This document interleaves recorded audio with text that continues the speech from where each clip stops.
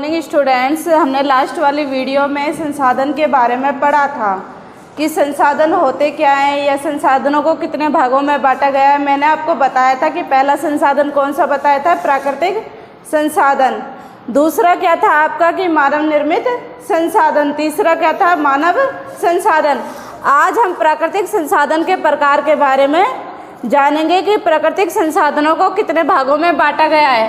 पहला है उत्पत्ति के आधार पर,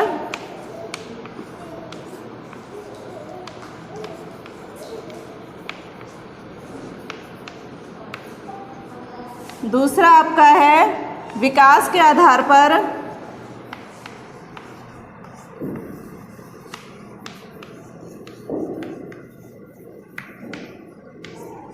तीसरा समाप्ति के आधार पर,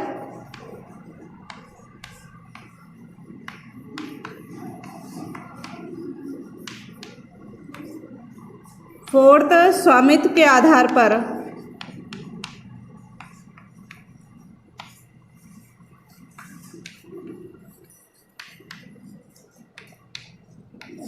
प्राकृतिक संसाधनों को मुख्य रूप से 4 भागों में बांट दिया गया है। पहला है आपका उत्पत्ति के आधार पर, विकास के आधार पर, समाप्ति के आधार पर, स्वामित्व के आधार पर। पहले हम जानेंगे कि उत्पत्ति के आधार पर संसाधनों को कितने भागों में बांटा है। उत्पत्ति, जैसे कि उत्पत्ति से होता है कि जन्म या वहां से उत्पन्न हुई चीज, उत्पन्न। अब सबसे पहले हम देखेंगे कि उत्पत्ति के आधार पर संसाधनों को कितने भागों में बांट दिया गया है। जैव, अजैव।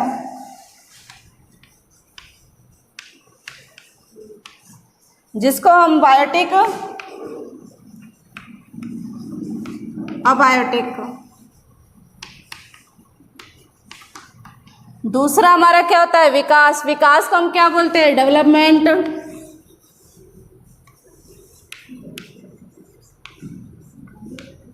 कि विकास के आधार पर संसाधनों को कितने भागों में बांटा गया है। विकास के आधार पर भी संसाधनों को 2 भागों में बांट दिया गया है।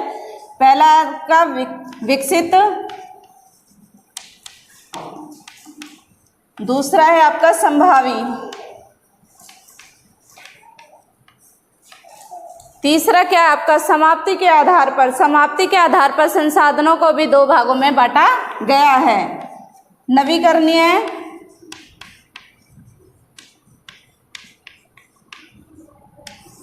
दूसरा आपका अनवीकरणीय।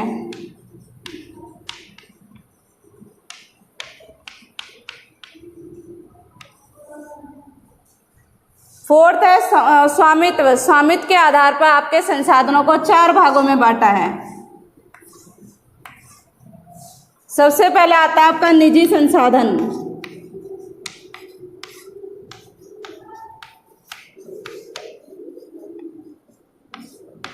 दूसरा आपका सामाजिक संसाधन।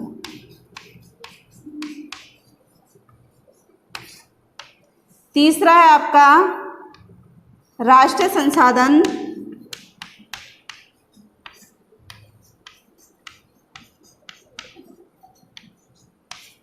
फोर्थ है आपका अंतर्राष्ट्रीय संसाधन।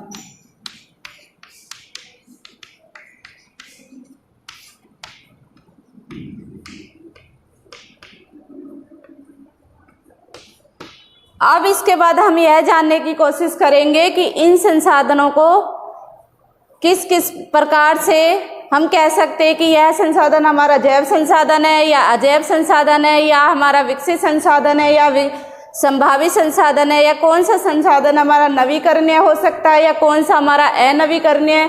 किस संसाधन को हम अंतर्राष्ट्रीय बोल सकते हैं, किस संसाधन को हम अंतर्राष्ट्रीय बोल सकते हैं, कौन सा संसाधन हमारा सामाजिक हो सकता है और कौन सा संसाधन हमारा निजी हो सकता है।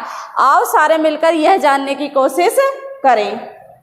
जैसे हमारे संसाधनों को मैंने बताया कि 4 भागों में बांटा है। पहला आपका उत्पत्ति के आधार पर, दूसरा आपका विकास के आधार पर, तीसरा आपका समाप्ति के आधार पर, चौथा आपका स्वामित्व के आधार पर। अब पहले सबसे पहले हम देखेंगे कि उत्पत्ति के आधार पर संसाधन कितने बताए थे मैंने आपको कि 2। पहला होता है हमारा जैव, जिसको हम बोलते हैं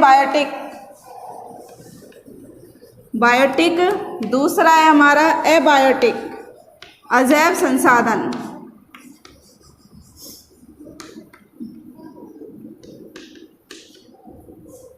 बायो जैव का मतलब ये होता है जीवन, या जिसको हम बोल सकते हैं जीवित। अजैव होता है अजीवन, जिसको हम बोल सकते हैं निर्जीव।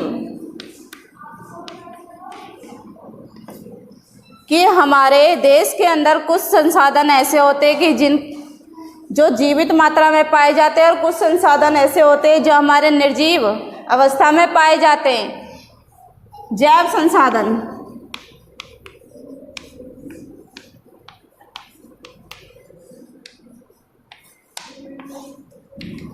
हम इनको कैसे परिभाषित कर सकते हैं? जैव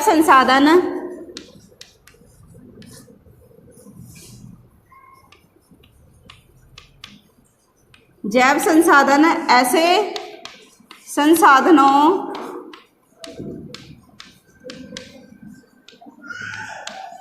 संसाधनों को कहा जाता है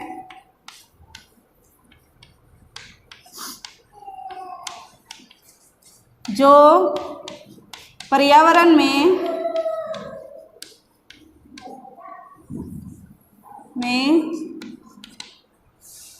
जीवित अवस्था में पाए जाते हैं। जीवित अवस्था में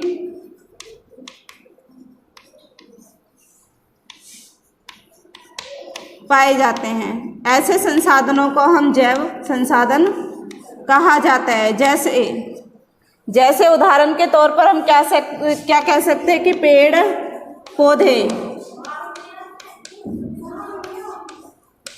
पौधे हमारे क्या है? जीवित है, सांस ले सकते हैं, क्रियाएं कर सकते हैं, अपना भोजन स्वयं तैयार कर सकते हैं। ऐसे संसाधनों का हम क्या कहेंगे कि यह हमारा कौन सा संसाधन है? जैव संसाधन। इसके अलावा हमारे जीव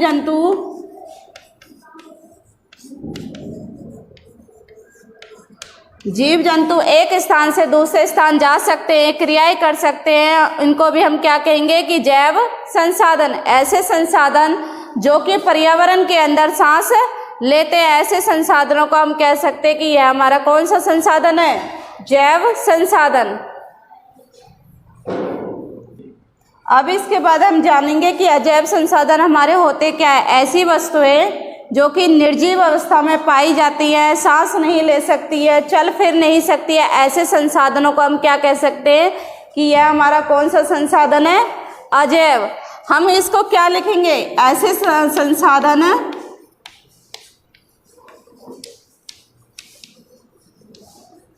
जो पर्यावरण में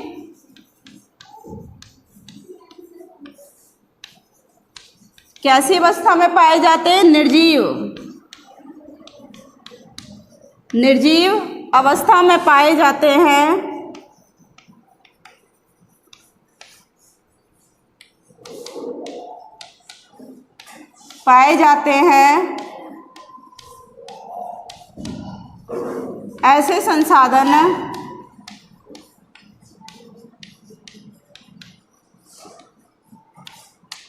ऐसे संसाधन अजैव संसाधन कहलाते हैं।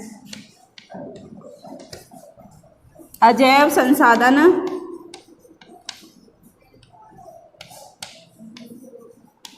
कहलाते हैं। जैसे पेन, यह क्या है? निर्जीव वस्तु है, सांस नहीं ले सकती है। ऐसी वस्तु को क्या कह सकते हैं? अजैव संसाधन कह सकते हैं। कि ऐसी वस्तुएं जो कि पर्यावरण में सांस नहीं ले सकती है, एक स्थान से दूसरे स्थान पर क्रियाएं नहीं कर सकती है या जा नहीं सकती, ऐसी वस्तु को हम क्या कहेंगे? अजैव निर्जीव वस्तुएं कहा जाता है। बच्चों दूसरा मैंने आपको क्या बताया था कि विकास के आधार पर संसाधनों को कितने भागों में बांटा है? 2। पहला आपको क्या बताया था? विकसित संसाधन।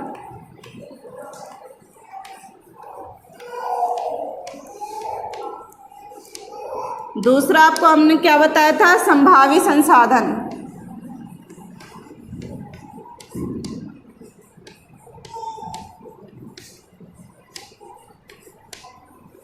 विकसित का मतलब विकास,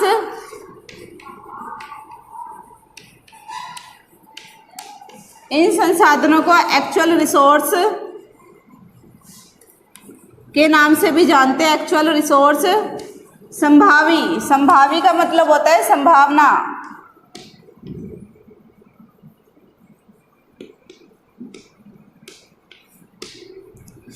जिनको हम पोटेंशियल रिसोर्स कह सकते हैं। अब विकास के आधार पर हमारे संसाधनों को 2 भागों में बांट दिया गया है। पहला है विकसित संसाधन, दूसरा है हमारा संभावी संसाधन। अब हम यह जानने की कोशिश करेंगे कि हमारा विकसित संसाधन होते क्या हैं।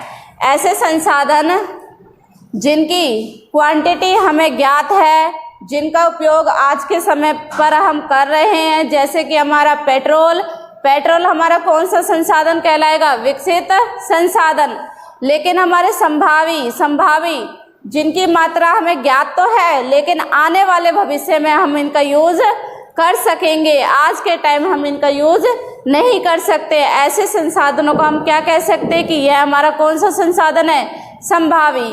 विकसित संसाधन ऐसे संसाधन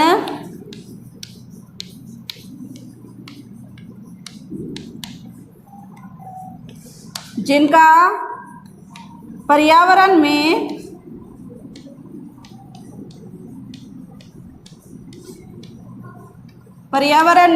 पूर्ण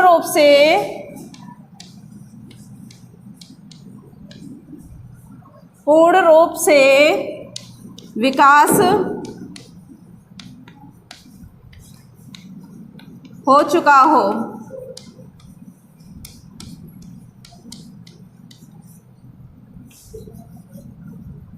लेकिन हमारे संभावी कौन से होते हैं? जिनका पर्यावरण में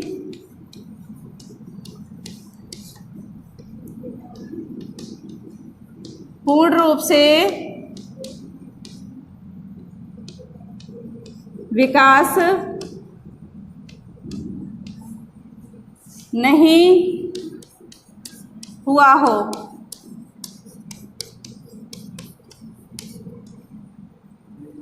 जैसे हमारा विकसित संसाधन में जैसे हमारा पेट्रोल,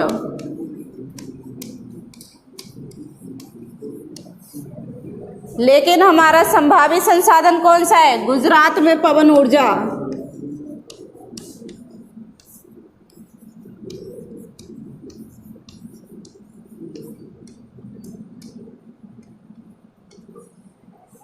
अब हम यह जानेंगे कि हमारे विकसित संसाधन है ऐसे संसाधन जिनका हम वर्तमान समय में जिनका उपयोग कर रहे हैं, लेकिन संभावी संसाधन में क्या है? हम आने वाले भविष्य में इनका उपयोग कर पाएंगे।